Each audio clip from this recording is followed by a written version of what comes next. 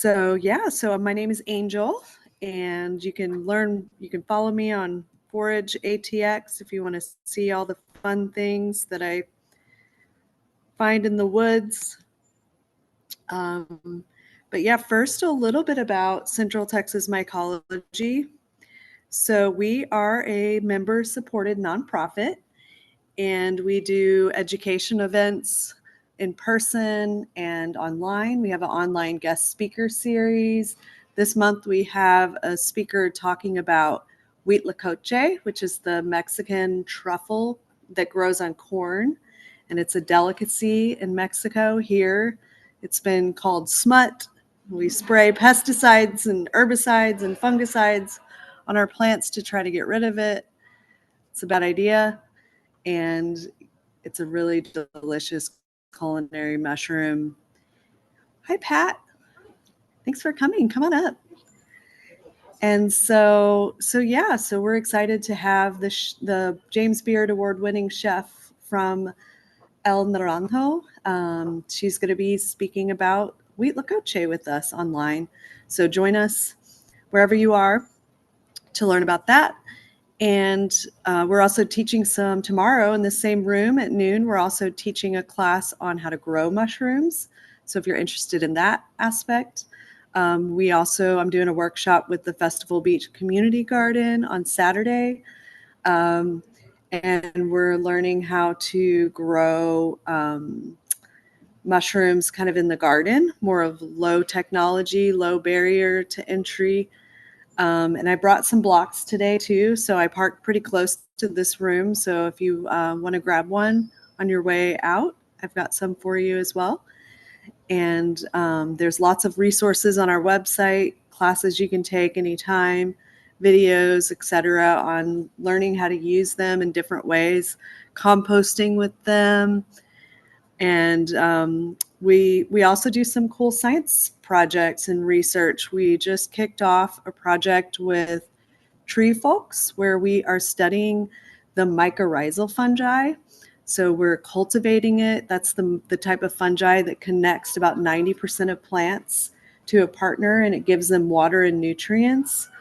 And you may have heard people call it like the Earth's internet, this wood wide web. So we're studying a couple of different commercial products that help either feed the mycorrhizal and help the plants connect to what's already in the soil, and then adding it. And then we're also cultivating our own. So it's really fun, and we're going to be growing brand new little trees with tree folks in their tree nursery and studying them hopefully over a 5-year period to see the effects of fungi and how they help our trees under drought and the conditions we have here in Central Texas. So now just a little bit about me. My name's Angel again, and I used to work in tech. And sorry, it's a little delayed. My laptop's kind of slow. So I worked in tech for a long time, and about 9 years ago, I left that world and needed to spend more time out in the wild. I needed to become feral again after all that time at a desk, and started working in the community, doing things, doing some urban gardening, and really got into foraging. I grew up foraging. I grew up in Missouri where morels were a big thing. And I had a lot of siblings as well. Both my grandparents had farms. And so we would go out every year, and there they would fruit around like Easter. So it was like the Easter egg hunt that we would do. We would look for these delicious culinary mushrooms, and it was a lot of fun. But the first mushroom that I ever found was that I ever learned, didn't find it, was the destroying angel, which is a toxic, deadly mushroom. And I'm glad I learned that one very young. My grandparents had flashcards from our conservation organization in Missouri. And I learned that very early on, and it really fascinated me. We shared the name. And of course, as a youngster, that was like, wow, how could it be so pretty and deadly? my little mind could not understand that paradox. And so that just really stuck with me. And as I became an adult and moving to Texas, I learned about that there are mushrooms that grow in Texas. It took me a while to figure it out. You know, they are a very hidden kingdom, as we know. So we're going to cover today a little bit about like their life cycle, the anatomy. We're going to talk about safety second is what I call it. The ethical guidelines for foraging, when and where to forage, why you want to forage for mushrooms, and then tools for the hunt, and then our choice edibles we'll go through. And if you're here in person, you've got a calendar today, and I have a download of that I can send out by email to everyone that registered as well, that you can print out and put on your fridge and just kind of watch, watch for the rains, watch that forecast, and then check your pictures and go out and see if you can find them. So we're going to start with the 101. And here we're looking at the fungal life cycle. And can everybody online hear me okay? Just want to do a quick check because I have in the past started a Zoom and then forgot to turn on my mic. Okay, not seeing anything. So I think we're good. Okay, so this is a pretty cute infograph of the life cycle. And so mushrooms are just simply the fruit body. They're the reproductive organ, kind of the apple of the organism. And for most species, mushrooms pop up just a few days after rain. Then they decompose and sometimes even get eaten by other fungus. And then many of the species do not even create mushrooms. Only about, I think I've heard around like 10% actually make mushrooms. So spores are kind of like the seeds of the unicellular reproductive unit. And so they can be dispersed by insects, animals, humans, wind, even seed the clouds and help it rain, which is pretty cool. And so spores have about half of the fungi's complete set of genes. And so when the spores fall on this growth medium, so like leaves, on the heartwood of a tree, every fungi has like a different kind of thing that especially decomposer fungi, they have different things that they like to eat. If it falls on a favorable substrate and it's moist enough, that's when they will start to germinate. And so they send out a sort of hyphal strand, a single thread of mycelium. And so mycelium is kind of a larger mass of hyphae. And so it continues, it sort of operates like a stomach per se. So it secretes these enzymes. It goes through the soil, goes through the bark of the tree or the heartwood of the tree, and it's breaking things down, and it's it's eating all of that carbon matter and absorbing the nutrients from its surroundings. And the more it touches, the more it consumes, and eventually it gets enough energy to create a mushroom. And sometimes it can get stunted if we're not getting enough rain, for example, and it won't continue to fruit. And there's mushrooms like truffles, for example, that have adapted, and they stay underground because they are usually in very harsh conditions where they don't have enough energy, and so they've evolved to just stay like a little hyphal cluster, little mycelium cluster, which is the truffle inside the soil.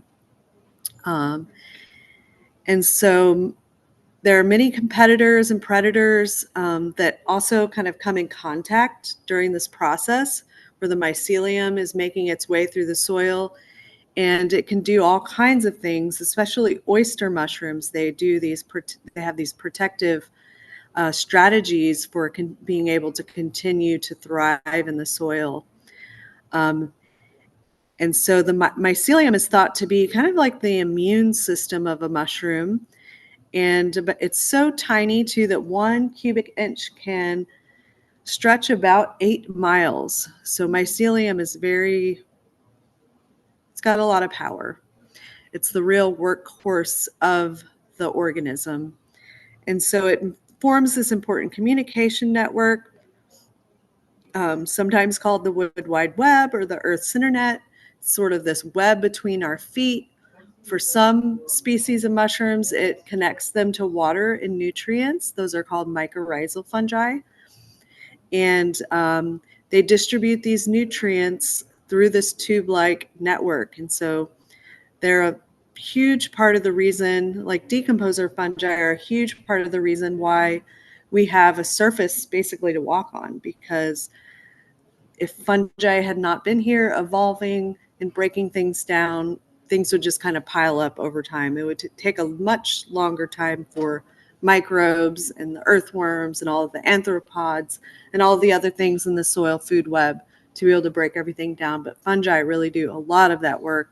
They're sort of the keystone in that equation, breaking everything down and giving us a beautiful surface to walk on. And so when it creates enough energy and it gets enough water, that's when it creates the mushroom. And that's the reproductive organ. And it can detect even things like wind, and it knows when to release its spores. I've witnessed it so many times. So exciting to see a mushroom releasing its spores when it detects the wind. So yeah, find a good sit spot. And that's a fun activity to try to see some mushrooms spreading their spores. So now we're going to talk a little bit about the anatomy of mushrooms and some of the things you can look for. So this could be a whole class itself. A mushroom anatomy is so detailed. There's so much language and words. We do have one recording on our YouTube channel. If mushroom anatomy and knowing like all of the language and the syntax for finding mushrooms, if that's your thing, definitely dig into that. There's whole books just on the anatomy as well. But note about, you're going to want to, whenever you're looking for mushrooms, it's not like you can just say, oh, it's orange, so I know it's this mushroom. You have to note about 8 to 10 features of a mushroom, which is kind of a lot. So it takes a good while. I feel like I didn't get comfortable until looking at lots of photos of mushrooms, seeing what other people are finding, being out in the wild looking for those same mushrooms. It took me about 2 years to really gain the confidence to be like, okay, I'm going to eat this now. So, you know, I would say I'm kind of middle of the road as far as like risk reward, risk taker kind of person goes as well. So some people may be a little more of a risk taker than me, or like a faster learner, of course. But the first thing you want to look at is the substrate or the host in which the mushroom is growing on. So all species have a preferred substrate or a host plant. And so not only do you learn the mushroom, you're going to be learning all of the other organisms in the environment, the leaves, the types of trees.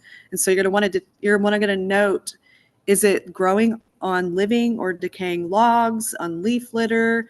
Is it growing on an insect? Because that's a thing. You're going to want to know how to identify the trees. And so observe the cap, the fleshy tissue that covers the top, sometimes the side of the mushrooms. Note if it has scales. In other words, are like zonations, striations, warts. Is it flat? Is it conical, concave, ovate? Does it have an umbo, which is the cute little nipple type feature that you see on a lot of mushrooms? And so there's a long list of words, as I mentioned, that can describe just the cap of a mushroom. And so the underside is the next thing you want to look at. So sometimes it's pretty hard to see the underside of a mushroom. And so you want to either, you can carry a mirror, you can like turn your phone upside down to get a photo to look at it. If you're in an area that doesn't allow collection and you're just wanting to do identification, but if you're in an area where you can pick it, like picking that mushroom and turning it over is the best way to determine what species it is. Like this is where the spores are produced. And so you want to note, does it have gills? Does it have pores? Some mushrooms like lion's mane have teeth. Is it visibly smooth? Can you see the pores? Some of the pores are visible by the naked eye, others are not. And then you want to see if it has a leftover universal veil. So this is like the skirt, or the another word, yeah, the skirt, or the universal veil is like the technical name for it. Some people call it a ring. So spore color is also another thing you want to note. So you may have to take a spore print, and so it's pretty simple to do. So you just want to cut off the stem, and you want to place the mushroom with the gills and the pores facing down onto paper. And so then place a container over it where it's airtight, and leave the mushroom for several hours or overnight. And then whenever you take the mushroom off, you'll see the spores. I usually try to do like a piece of black and white paper right next to one another. Some people like to do aluminum foil since it's kind of in between. And it's also a great way to kind of save the spores. If you want to collect the spores to try to clone the mushroom, you can do that as well. So yeah, oops, skipped ahead. So the next thing you want to note is the stem. So does the stem have striations? Does it have reticulation? Some people call it the stipe. I don't know why this name was given, but that you'll see that in literature. Does it extend the spore producing organs above the ground to make the spores disperse even further? And so some are hollow. The stem can be hollow. Sometimes they have a different color. So these are all things that you want to note to help you know if it's one species or the other. So the base, or the vulva of the mushroom stem, like it anchors the mushroom to the mycelium under the surface. And not all mushrooms have this vulva. There's certain species like the Amanita, and there's a couple of agaricus species that have this vulva. And so that's one way to note kind of it's in a certain genus. I think I said species, Amanita, but that's a genus. So the mycelium, you'll want to see, is it visible in the leaves, in the soil? Is it on the heartwood or the bark of the tree? That will kind of let you know too, like what kind of mushroom it might be. So scent is another thing.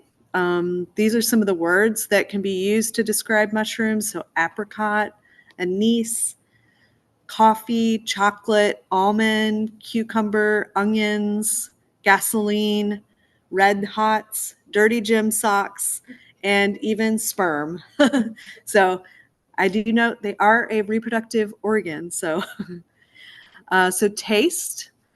So this is not recommended for beginners, but advanced mycologists, it's sometimes the last thing that they can do to narrow down a species. And so they will take a small piece and chew on it, and you can spit it out. As long as a mushroom doesn't go through your GI tract, you're totally fine. You won't get poisoned by tasting it. So this is useful. Species like Lactarius, Russula, Cortinarius, Gymnopolis. And then staining is another thing that I didn't list up here, but there's several species like boletes or boletes. And then psilocybin, which is like another mushroom that isn't considered like one of the edible mushrooms, but it is one of the medicinal mushrooms. So now we're going to talk about safety second. And we'll talk about toxic lookalikes, contamination, all that sort of thing. So you want to accurately identify every mushroom you plan to eat with an expert or two before you eat it. And so that's why we're here. We have ways for you to send us photos. You can tag us on social media if you want to share it with everyone else. You can also send it to us. We accept DMs, photos in the DMs. So like we covered, you'll need to look at about 8 to 10 things to determine the species. And there's no simple guidelines when you, which will separate edibles from those that are not. And so you want to have that 100% confidence. And so when in doubt, throw it out. And that's a good mantra to kind of have. If you don't feel that like 100% confidence and you haven't verified it with a couple of people, just go ahead and save it for another time. And so many edible species do have toxic lookalikes. And so that's, we're going to talk about those today too. And so you want to learn what those look like as well and have a comparison, like look at the photos and many photos too of those species when you're trying to decide if one is edible or not. And don't rely just on photographs. Drawings or iNaturalist observations, you want to also confirm with an expert. And so there is, at the end, I'm going to share some more resources too, where you can share your photos and get help from a lot of experts in the field. So you're only going to want to collect and eat mushrooms that are fresh, similar to, you wouldn't pick up something moldy or something that looks kind of old and eat it off of a grocery store shelf. And a lot of times you can't even find moldy, gross things at the grocery. So now you want to make sure that you do not collect in contaminated areas and lawns or areas where pesticides and herbicides and fungicides have been used. So mushrooms can readily pick up chemicals from the environment. Some of them, they sort of get reorganized chemically, but some mushrooms actually do bioaccumulate. That's their job. They're bioaccumulating heavy metals or doing things to like clean up contamination. So make sure that you don't collect in an area that is, things like busy roadsides, old dump sites. You don't want to eat mushrooms that are growing on ornamental trees because some of those also absorb toxins that may seep into the fungal tissues. You don't want to eat raw or uncooked mushrooms, and this applies to all mushrooms, even the store-bought ones. I know a lot of people eat kind of button mushrooms and salads, and I don't know why that's possible. It's probably through the long, sort of the breeding and the type of mushrooms that they are. But if you're eating wild mushrooms, always cook them. And thorough cooking provides improved digestibility, enhances the flavor, makes some of the nutrition, and eliminates sometimes harmful substances. However, be aware that cooking will not eliminate all types of toxins and will not make poisonous mushrooms edible. Quick question. Yeah. What's an example of an ornamental tree? Ooh, let me think. Steve, you're probably better at this maybe than I am. I know like a lot of like tropical trees that aren't native to here too can be like considered ornamental. So like those trees that with the red berries growing on them? Have you seen those before here? Like hawthorn. Yeah, I mean there's Yeah, holly, those are so any berry tree would be an ornamental tree. No, we do have some. No, there's some that are native. Berries that grow here. Yeah. Okay. Yeah, I can look that up and get back to you, because I know that there's some that just have toxins in them automatically. We may not have as many of those in Texas, but I know like that's just like a general warning that I've been given. So that's a good question for Google for sure. Yeah, if you Google it, there's a bunch Yeah. on there. Texas I grow a lot of natives and vegetables, so I don't know a lot of the ornamental plants that people buy at big box stores here. So if you do buy like plants that aren't native and plants that are from big box stores, I think they're considered ornamental. And if you're having to, especially if you're having to kind of replant them every year or two.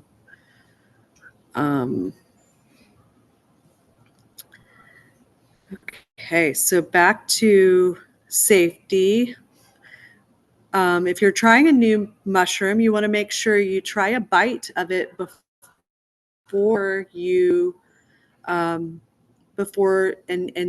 if you're trying it for the first time. So try a bite, wait 24 hours. And this is just recommended because so many people have these new allergies. It's something that's kind of new to humans.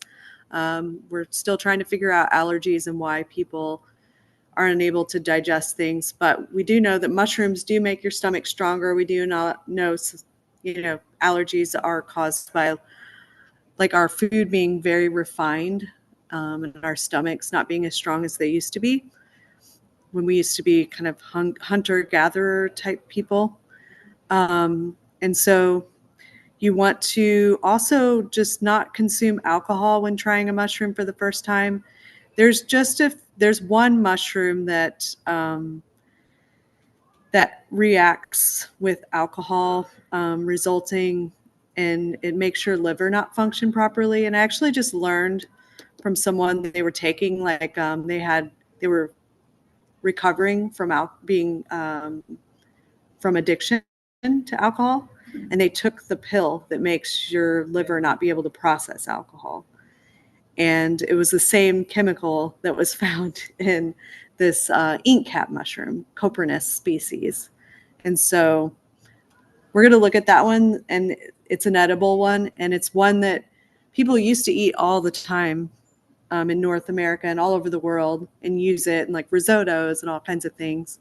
But there's a look-alike that you just want to be careful. It's edible, but you just can't digest alcohol when you're eating the mushroom. So pretty wild. I mean, lots of variables, right? Lots of little things to know. So I'm going to see if this video plays and if the audio comes up. And if not, then I recommend you all watch this video at home. It's really great. So if you've heard of the book and the author, Robin, oops. What?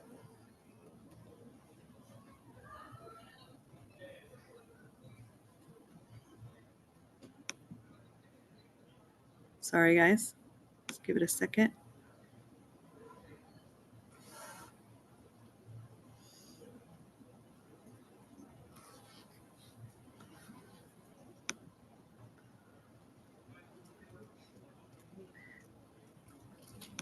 So Robin Wall Kimmer she wrote the book Braiding Sweetgrass. She attended an event called Bioneers, and she talked about ethical reciprocity and just in general, like our relationship with the wild and the world that kind of gives to us, and how we should honor that, sort of ask it, feel in relative to it as we're foraging. And so I don't think the video is going to play. I'm going to try one more time. There you go.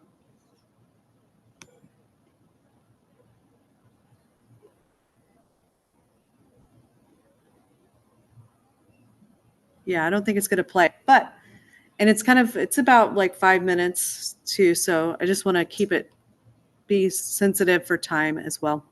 And what did you say that Robin what? Robin Wall Kimmer, Foraging, and then at Bioneers. And so she talks Can you spell about the last name? Kimmer, Kimmer,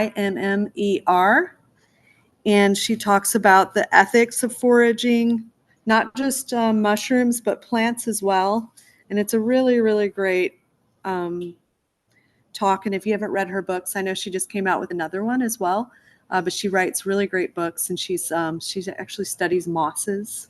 That's kind of her area of study.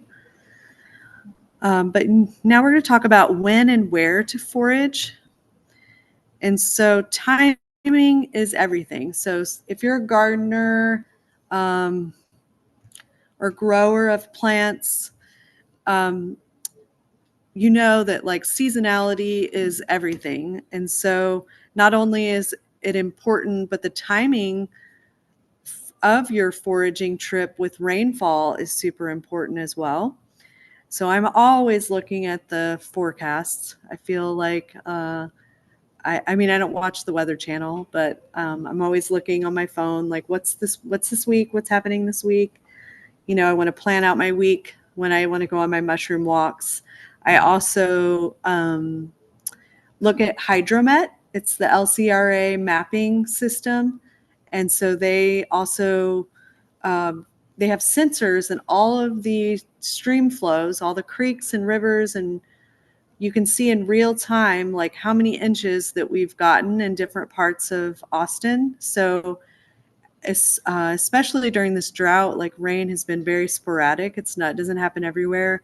So last week, I know Bastrop got 4 inches and we only had like a 1/4 inch.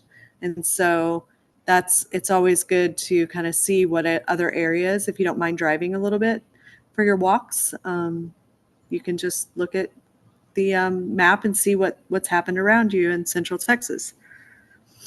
And I know other cities have different mapping systems, but yeah, so timing is everything. You want to time things up. And the map that I have handed out is a really great guide to do that. And all that data is sort of based on observational data from iNaturalist, which is, it's not just my anecdotal, like me going out and finding mushrooms at a certain time. I went on iNaturalist, pulled down data, looked at like when people were finding certain species of mushrooms in Texas, and kind of made that guide. And so Texas is also divided up into 10 ecoregions. So the piney woods, the Gulf prairies, the marshes, post oak savanna, blackland prairie, cross timbers, the South Texas plains, the Edward Plateau, the rolling plains, the high plains, and trans Pecos. And so it's important to know what trees and mushrooms fruit in those ecoregions. And so that said, about 95% of Texas is on private land. So finding private and public land where you can legally forage is a challenge. And there are anti-foraging laws that were codified during post-emancipation and during the Indian Removal Act, when European settlers were stealing land, forcing migration, and trying to control and retaliate against former slaves and indigenous people who foraged for their survival.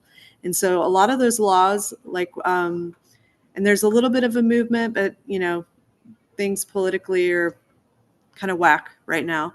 But there's some places they're decriminalizing or getting rid of these laws.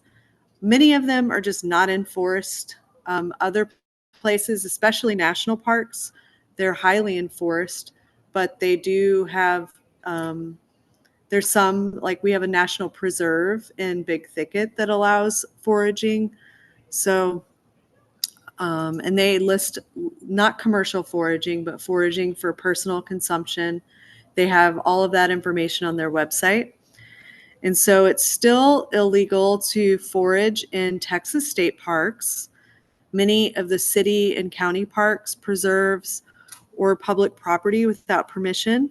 And so fines for illegally harvesting plants or mushrooms can start around like $2,000. And so you can harvest the above ground part of plants, mushrooms from Texas roadsides. But again, those are areas where sometimes spraying and contamination can happen. You're allowed to harvest 1 gallon of mushrooms per person per day for private use only in 4 of our national forests in East Texas. And I think the closest one to us is Sam Houston National Forest. You can harvest 1 pint of fruits, nuts, berries per person per day for personal use in Big Thicket. And there's also a list on Hip Camp, which is a website for people that want to camp on different people's private property. And they list where you can, properties where you can also forage.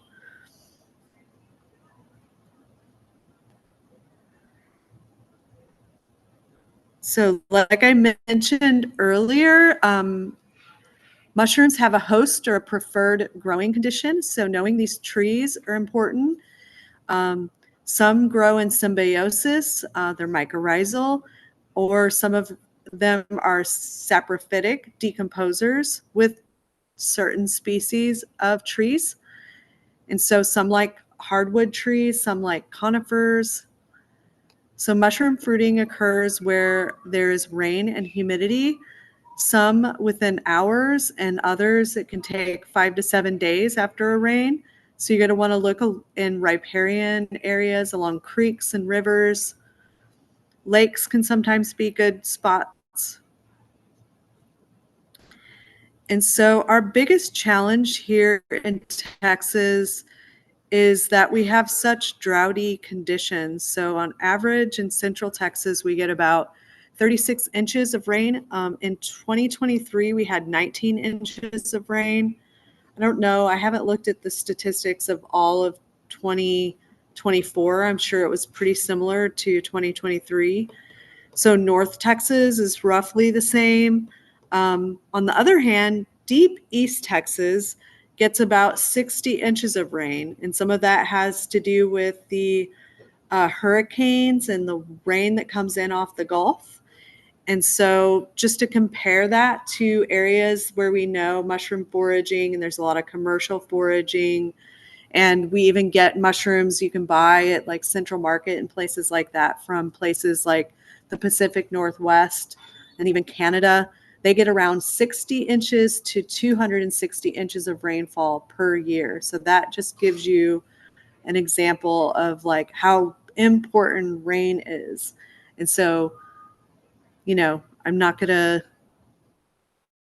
without saying this is the biggest barrier to being able to find mushrooms is lots of rain. And so there were, I think it was 2020, 2021, we had, I know there's one year where we had 2 100-year floods. It was a very unprecedented year. There were like floods in Onion Creek. It was a really bad year for a lot of people. But for mushroom foraging, I was bringing out buckets of chanterelles out of the forest. And I don't know how many people like to be out in that very humid weather. And we'll talk about kind of the conditions for foraging chanterelles in a little bit. But yeah, question? Would you say it would be like good to look around like aquifers and such? Yeah, so she asked about if we should look around like aquifer, so in like kind of riparian areas like creeks, those sort of areas are good for looking for mushrooms.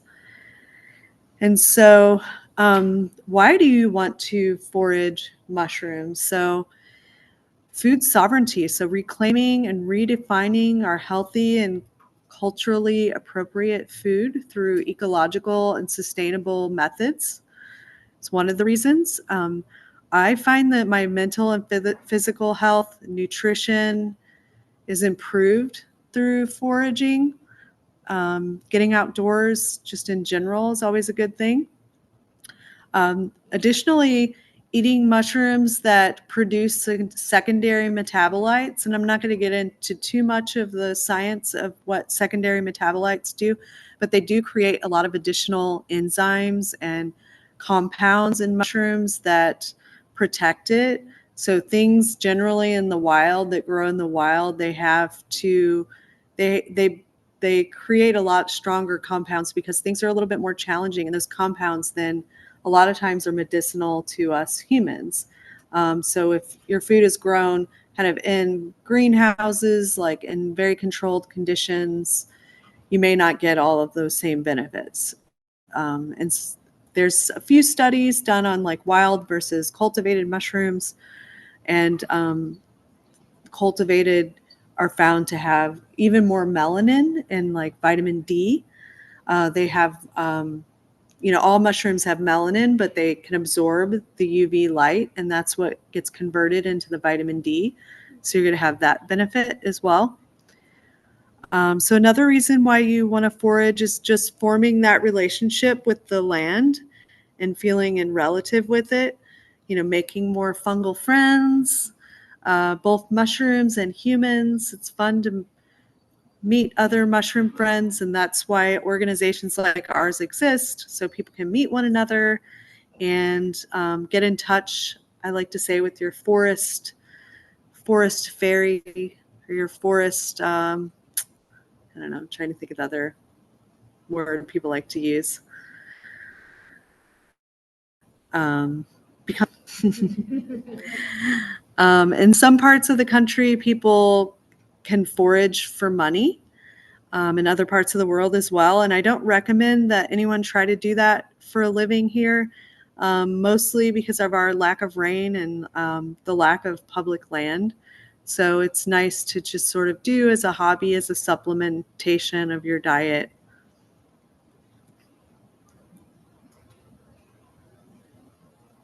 So tools for the hunt.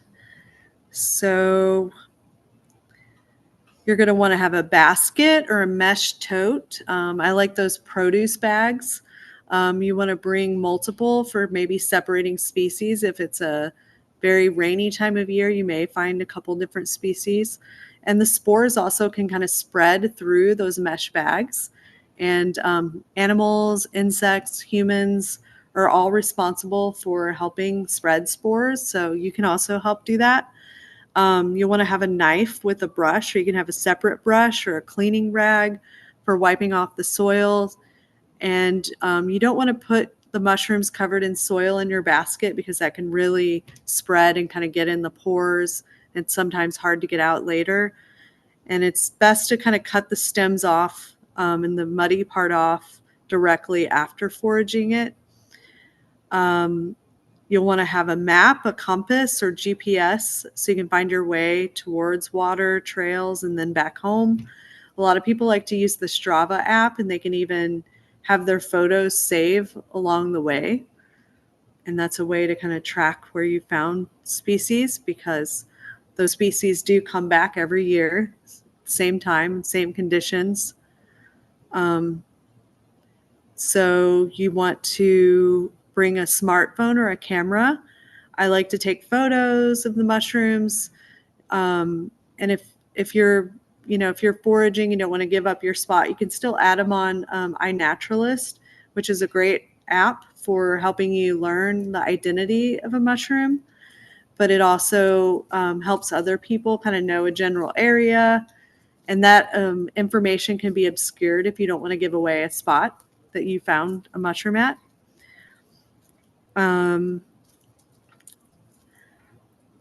So you'll also want to take a photo of the cap, the underside, the full mushroom.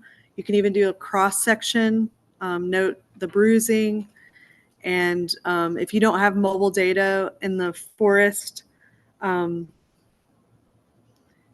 worry about it. I always just take those photos and then kind of add them to iNaturalist later.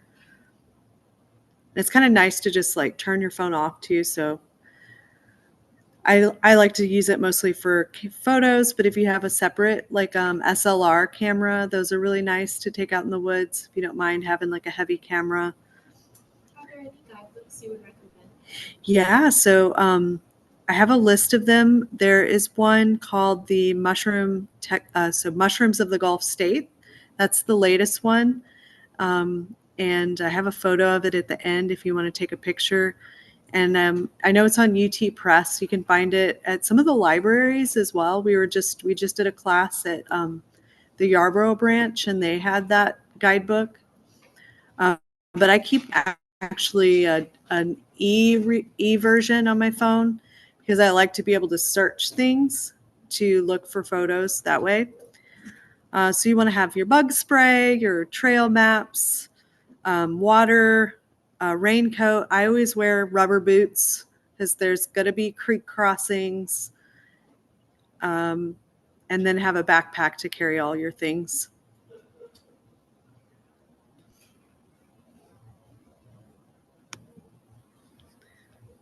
So now we're going to talk about the choice edibles.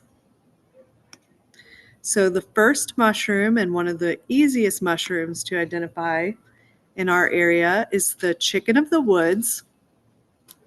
It's also called sulfur shelf, which is a Latoporus species, and it's a great beginner mushroom. It's very easy to spot. Oh, wow. Turn it down a little bit.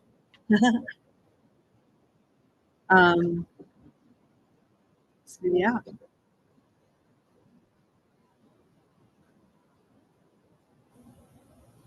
It's a little choppy.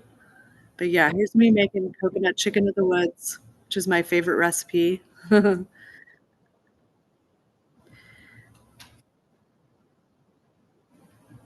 And so this one is very easy to spot, and it's really found in a lot of urban settings. So a lot of people think they have to go out into the forest to find a mushroom, but I'll explain why you can find this in urban settings. And so this is the one that we go look for every year for a bicycle ride. So we do an event called Myco Psycho, where we ride bikes through like UT and downtown. And because it's so easy to spot and it grows in urban spaces, they're really abundant in the fall. And so a lot of times they can be like perched high up on trees, sometimes at the base of the tree. But they are eating the heartwood of the tree, and only because a lot of the trees in our urban areas, they're arborists have to trim the trees to make way for cars and buildings and all the things that we have, sidewalks, and they'll trim the trees. And so if they're not properly treated, the fungus, which is a very slow decomposer, it's not one of the aggressive ones, but it will slowly kind of hollow out a tree. So if you've seen a tree with like a hollowed out area, especially a live oak or a red oak in our area, it's likely has this fungus in it already. The spores are all over the place, and they're just opportunistic. They're there to help kind of create habitat. They're also there to cycle the nutrients back and make soil for our plants to grow. And so so sometimes they can cause like stem failure, but this mushroom is very delicious. It's considered a choice edible. It includes protein, it has fat, fiber, and it tastes just like chicken, like the name suggests. And so if they start fruiting, as you can see on the other side of the map, like around August, September. So lion's mane is the next one. And this year seems to be, I've seen a couple people, someone just found some a couple days ago in Central Texas, which is exciting. It was a little past its prime. It was a little too old probably to eat. But even if you do find an old mushroom and it's a choice edible, make sure you document like when you found it. I take a lot of photos because they all go into my memories, and I get the alerts on my Google phone where I can see what I saw last year, and I know I should go check that spot again. So lion's mane is another choice edible medicinal mushroom that rarely grows in the wild in Texas. I've seen it growing on post oaks, and it can be cultivated. So this is one that you can find, and I brought some blocks of it today as well. It's available at farmers markets. You can get it even at HEB now, at some of the HEBs. And so this is a tooth fungus. It's white and fuzzy and starts to turn yellow and brown with age. And it also can turn yellow and brown if it gets kind of stunted, if the conditions aren't right where it can fully fruit. It can get kind of dried out. So it will start to fruit in the winter after rain. So we're still seeing them. Usually once spring comes around, it's a little too warm, but it likes to grow on the heartwood of trees, on the cankers of living post oaks. And that's all that I've seen in Central Texas. Other parts of the country, it's different. But yeah, let me know if you see it growing on a different type of tree. The flavor can be mild and sweet, tender. The texture is a little stringy. It can mimic shellfish like scallops, crab, and lobster. I also like to use it and replace a replacement for like pork or goat meat, like how they do in birria tacos. And that's a really fun recipe. You can just substitute in the lion's mane for the meat in the recipe. So not only is it super delicious, it's good for you. Lion's mane contains bioactive substances that have beneficial effects on the body, especially the brain, the heart, and the gut. And so scientific studies have found that this mushroom can reduce inflammation, relieve depression, anxiety, protect against dementia and Alzheimer's, protect against ulcers in the digestive tract, reduce heart disease, helps manage diabetes symptoms. It's got cancer-fighting properties. And so some of the lookalikes are other Hericium species like the Americanum, the bear's head tooth, the coral tooth, which is another Hericium. There is like a marshmallow polypore that grows here in the winter as well that a lot of people confuse it for. It's a polypore, and it does take on like some shelf, but it also has teeth. And that one's inedible. It's not poisonous, but it doesn't have all the delicious flavor and medicinal properties. So now we're looking at our morel mushroom. So we'll see if this video will play.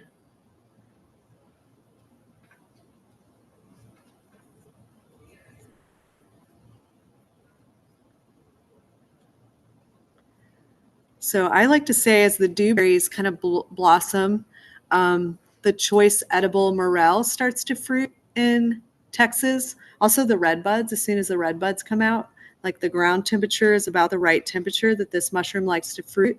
And this one is super picky. It's got like this tiny window of time that it can grow. And so it's got this honeycomb type appearance due to its network of ridges and pits that composes its. And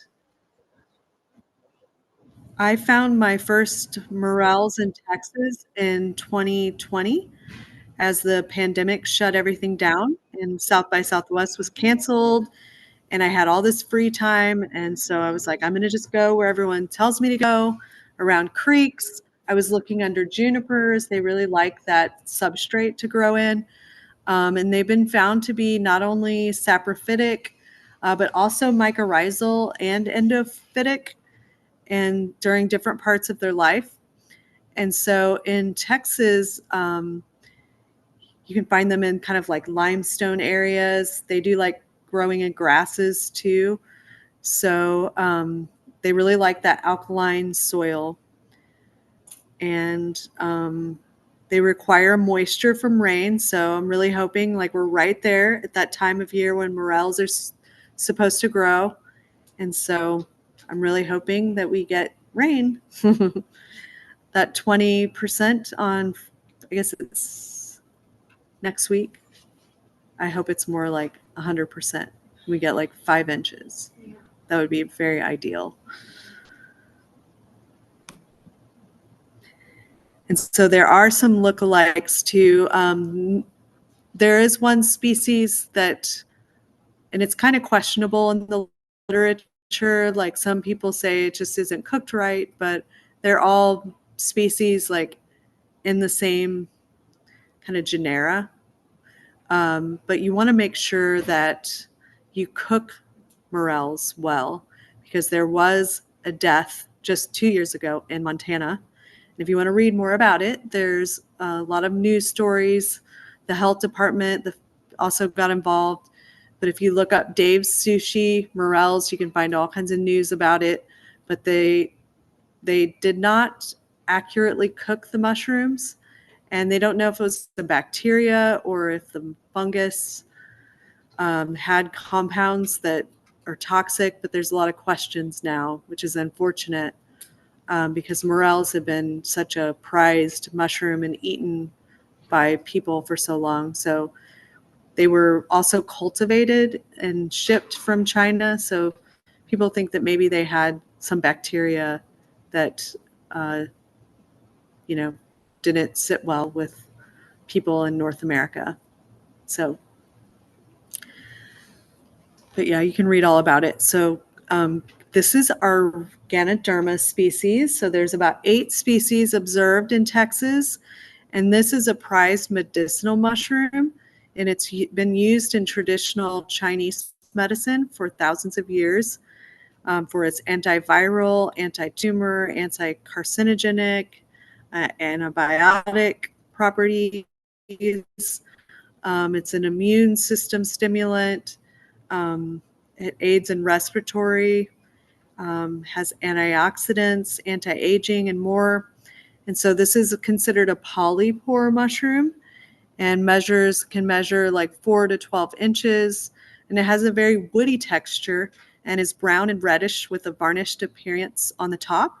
And so you want to make sure it still looks varnished on top if you are going to harvest it, and the spores underneath, or the pores underneath, are white still.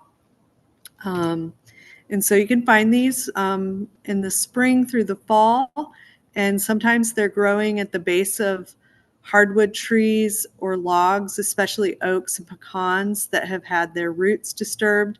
And this one can really be an aggressive decomposer. So if you find this on a tree, it can be, the tree only has like maybe a couple years to live. So they're found in East Texas at the base of dead pine trees, especially the curtisi species. So it's incredibly bitter because of its medicinal properties. And I like to use it in a tea that I make that has 3 aphrodisiacs: reishi, ginger, and hibiscus all together. And there's a recipe on our website, and we're about to come out with a recipe zine, and it's going to be in that one as well. But it's a very tasty, refreshing tea, a little agua fresca. So lookalikes, the red belted conch, which is also medicinal. So now moving along to the turkey tail, Trametes versicolor. So this is a very aggressive decomposer that can be found rotting wood, including hardwoods and sometimes conifers. And it has multiple colors, bands of colors, and visible pores on the underside, unlike its lookalike, which has a smooth surface. So the false turkey tail has like more of a smooth surface, and real turkey tail, you can see the pores and it's white underneath. And it can even be a little fuzzy. And you can find them spring through winter after rain. And it's a slow growing mushroom that shelves on wood. And it's been used in traditional Chinese medicine and has been found to improve response to cancer, use for muscle strength, fatigue, UTIs, and many other conditions. And so the false turkey tail, which is the lookalike, it's not toxic. So that's why this one is considered a level 1. It doesn't have the medicinal benefits, but it's not toxic. So wood ears are the next mushroom on the list, Auricularia species, and there's about 6 of these found, 6 species found. They all look relatively the same. And so they have a very jelly texture, and they lack gills or pores that are visible. And the cap is wavy, and it's got this ear shape, and it produces white spores. And they grow in clusters on decaying hardwood after rain, and they can even rehydrate after rain. Sometimes you can even harvest them when they're because if you've ever bought these from the grocery store, because they are cultivated in some parts of the world. So these are very common mushroom in Asian cuisine. So like if you've ever had ramen, you can add wood ears. Some of the types of ramen have wood ears already added in them. But if you go to the Asian grocery, you can usually find them. They're sold as black fungus. But yeah, they are great in like hot and sour soup. They've been used in Chinese medicine as well. Um, it's also used in Ghana as a blood tonic. And modern research into the possible medical application has concluded that wood ears have anti-tumor, they help with hypoglycemia, anticoagulant, and cholesterol-lowering properties. They absorb a lot of flavors. They're great in soups. They contain protein, iron, calcium, and phosphorus. Does it have a flavor in and of itself or just absorb what's around it? Just they absorb it really well. Yeah. It's more of like a textural thing for people. Like I like the texture. So if you like that jelly texture and you want something to really soak up flavor, that's a good one. So chanterelles, there are about 10 different species observed in Texas, and they all have slightly different features. I'm going to give you some common details and describe commonly found species. And so they're orange and orangey yellow funnel shaped mushrooms that can be found popping up as individual mushrooms or as you can see in a few of the videos here, they grow in clusters as well.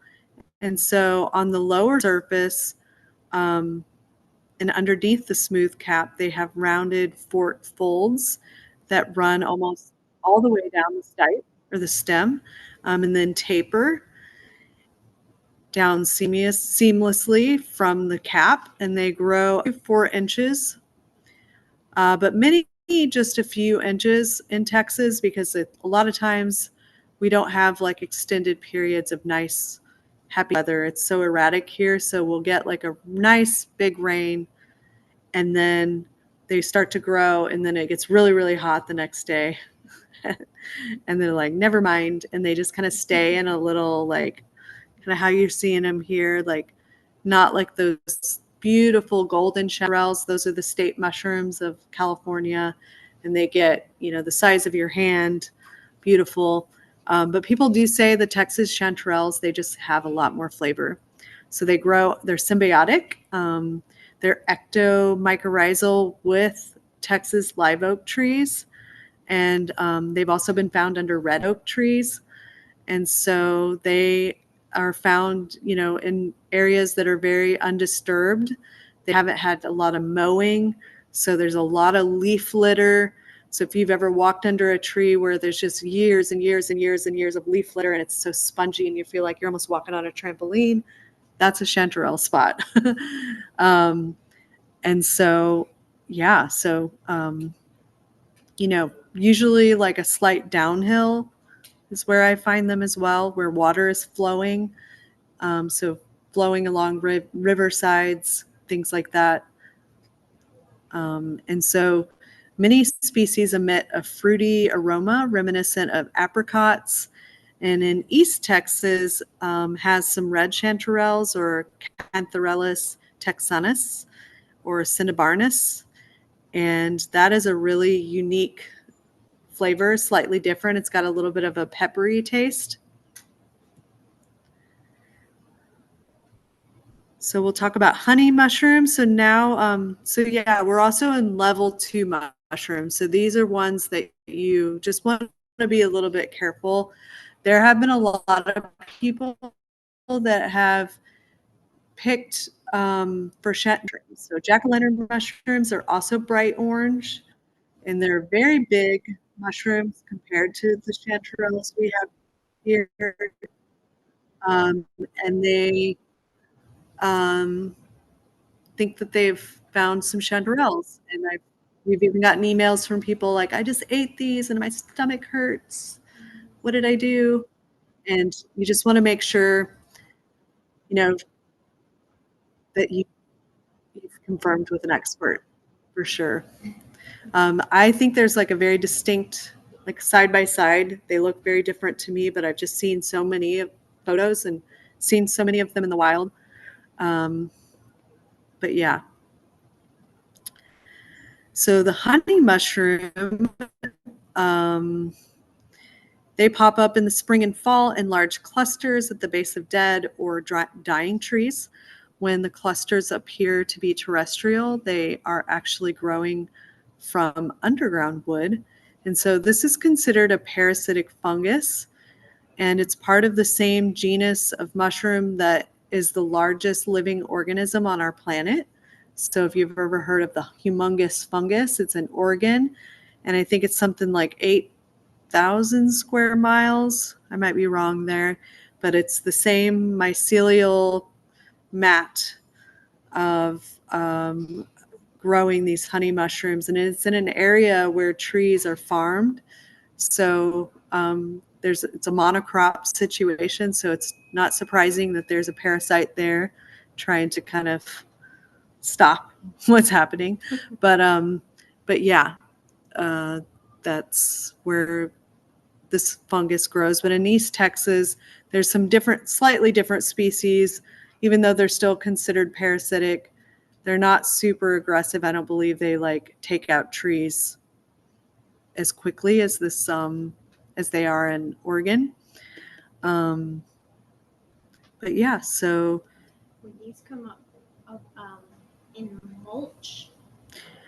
I have never seen them in mulch, and I've kind of seen them mostly at the base of trees, and usually like in kind of dry areas too. Like it's interesting that they don't need that much moisture, and in areas where like it's kind of like dusty and the soils are kind of bad. So yeah, so they can be like kind of moderately sweet, chewy, sometimes mild bitter aftertaste and a gelatinous texture. And this one is also the poisonous jack-o'-lantern, Omophilus subaludens, is the fungus that some people confuse it with. So yeah, there's a couple of others. Gallerina marginata. I don't know if we have that one in Texas. I need to look. And then the laughing Gymnopolis gymnomius. I'm saying that right. Contains psilocybin, hence the name.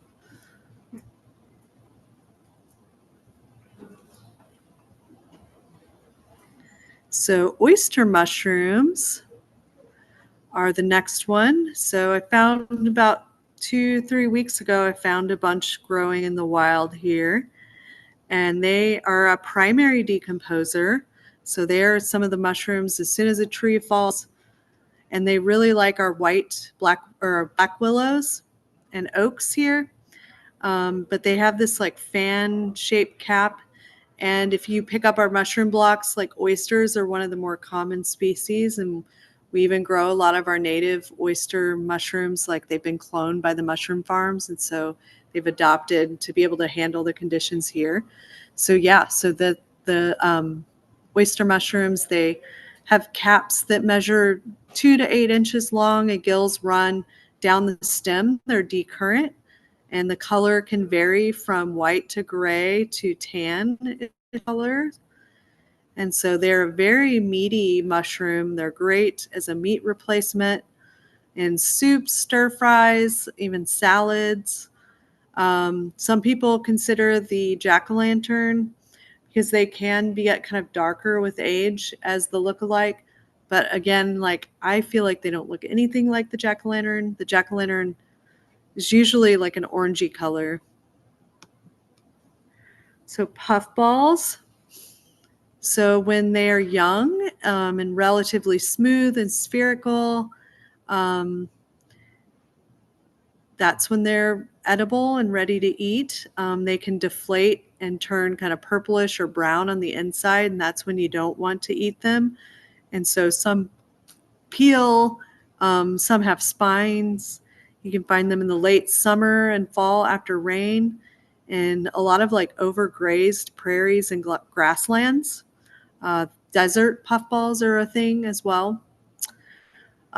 So they do not have a strong flavor on their own. A lot of people like to kind of use them as like a tofu replacement, kind of chop it up like tofu, or I mentioned earlier, like a pizza. If you do find like the giant puffball, and there have been a few found in Texas, so you're very lucky if you find the ones that are like this big, but people like to chop them up, kind of make like a pizza dough out of it. It's exciting. So yeah, some people think the puffball like maybe could be confused for an amanita, and that's why it's considered level 2. And amanitas, they do grow in kind of an egg shape that kind of maybe looks like a puffball in a certain part of its life cycle. So you want to do that cross section if it's got like all kinds of weird things that look like innards and it's not smooth, like a puffball would look like on the inside. It's definitely not a puffball, but an amanita that you should be careful about. So this is the shaggy ink cap, Coprinus comatus, and this is a common saprophyte that emerges first as like kind of white cylinders, then a white bell-shaped cap covered with these scales. The gills are white, and then they can turn a little pink as well, and then they turn black and secrete this black inky liquid filled with spores. And that process is called deliquescence, and you can find them in the spring and fall after rain. They grow on lawns, along gravel roads, and sometimes in waste areas. And so you just want to be careful there as well. And the flavor can be kind of mild and in large quantities. They can be used as kind of a liquid component in risotto, replacing kind of the chicken stock or other flavors you might add. But people say the look-alike might be the vomiter mushroom, which is a Chlorophyllum mollibides, which is one of our toxic mushrooms. It's not deadly, but it'll give you a tummy ache. So now we're on the wood bluet. I think this is one of the last ones. So as the weather stays cool, you want to kind of look out for this edible wood bluet. I've found them kind of in the early spring as well, like as like winter. So this one's called Lepista. Recently got a new name, new scientific name, Polybia nuda, and it's very distinct color, especially this pretty lavender kind of purple lavender lilac color. And young specimens are lighter and they have a more convex cap, and that's when they're like more delicious. So once they start to mature, they can kind of get a little bit of a bitter flavor. But yeah, so the gills are attached to a short, stout stem with this bulbous base, usually attached to leaves. that it's decomposing. So these are usually found in like oak leaves. It's where I found them in Central Texas. And they have light pink to white spores. And so they are found from the fall to the spring. And they have a very distinct odor. And some people have even said that it smells like frozen orange juice. And so I like to make them in breakfast tacos, but really you could use them how you use mushrooms, like gilled mushrooms, in any recipe and stir fries. They do lose their color once they're cooked, which is unfortunate. But yeah, the lookalikes are, there are some Cortinaria species in our area, or web caps. And this is a giant genus of mushrooms, and there's a few in there that are toxic. But there just hasn't been enough study to see if the ones that are toxic here, or the ones that grow here in the same habitat, are toxic. And I've found them like almost side by side, like same forest, found a web cap over here, found a wood bluet over here. So it's definitely like same season, same day even. And it's pretty wild to like see something so similar. I mean, it's not that surprising, I guess, because they maybe have a lot of the same chemical components, but yeah. So what is the top of the cap? Is it still that same lilac color? Yeah, it's like lilac. It can get kind of iridescent and like tan color over time and kind of silky looking. But yeah, so these are some more uncommon mushrooms. Hen of the woods you can find in like kind of the northeastern part of Texas, but I think there's only been one that's spotted in Central Texas observed on iNaturalist. I've only found hedgehogs once in Texas and in East Texas, but these are some other very choice edible ones. Wheat lacoche, which is a fungus that's more grows on corn. And as I mentioned, it's the topic of our guest speaker this month. But here's some facts about it. I'm not going to go into too much detail. And here's a few more that are considered edible or medicinal. So the lobster mushroom, which is pretty cool. I found this one in kind of near Bastrop area one year on July 4th. And it was like, again, that year we had 2 100-year floods. But yeah, it parasitizes. It's a fungus that parasitizes another fungus and makes it edible, kind of breaks it down and makes it more delicious. And they do take on like kind of a seafood flavor.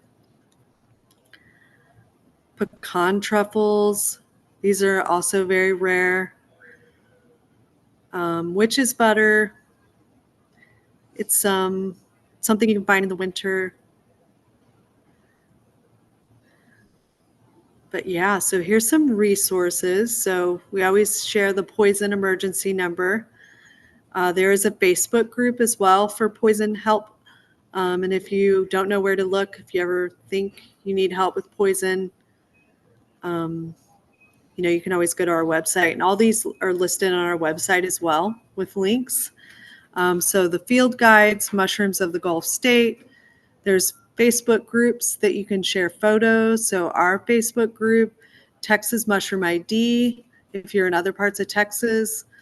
There's also a Texas foraging community.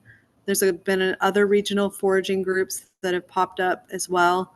But iNaturalist, Mushroom Observer, Mushroom Expert, Texas Mushrooms are all really great resources.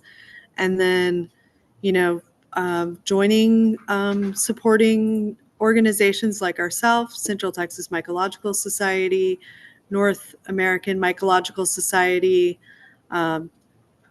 North Texas Mycological Association is another organization for people in North Texas. But yeah, that's been all of the talk. And if you have any questions, you can reach out to us on social media or send us a message on email.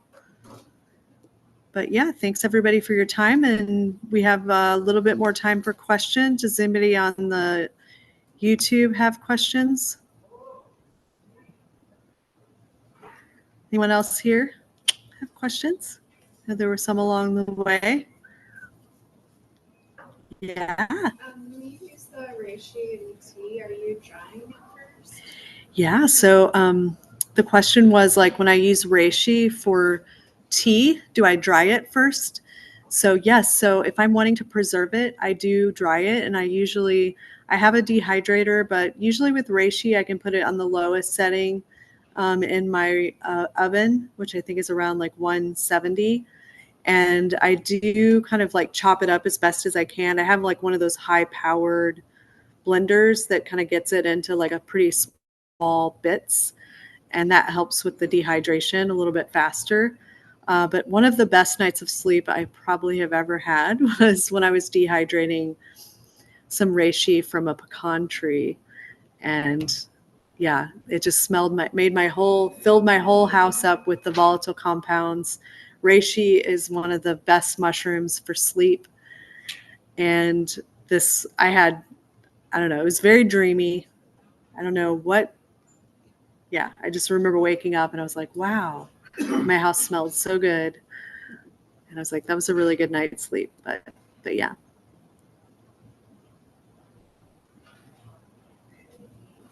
So I'm going to put the resources up here again.